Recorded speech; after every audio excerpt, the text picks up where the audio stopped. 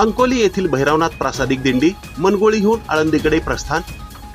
शुक्रवार दिनांक 28 जून ते गुरुवार दिनांक 18 जुलै 2024 पर्यंत चालणारी मोहोळ तालुक्यातील अंकोली येथील भैरवनाथ प्रासादिक दिंडी दक्षिण सोलापूर तालुक्यातील मनगोळीहून आळंदीकडे आज शुक्रवारी रवाना झाली। या दिंडीत बालकीर्तनकार हरिभक्त परायण प्रज्ञादिदी पुजारी यांची प्रमुख उपस्थिती असणार आहे।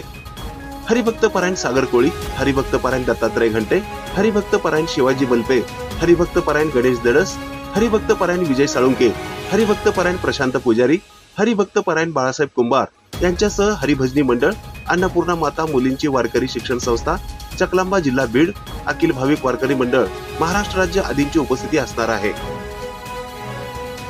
ही बातमी संकलित केली आहे संपादक गुरुदादा गायकवाड यांनी।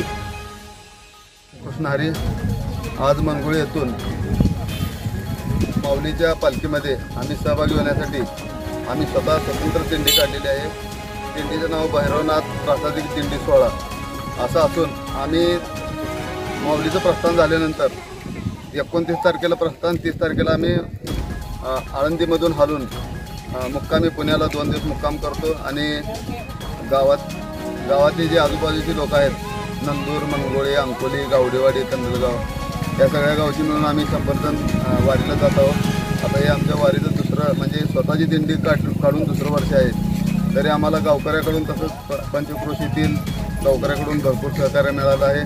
त्यांचं सहकार्य असंच राहू दे ही विठ्ठलाची चरणी प्रार्थना करतो। आळंदी ते पंढरपूर साधारण पायदिंडीचा किती दिवसाचा प्रवास आहे? 18 दिवस।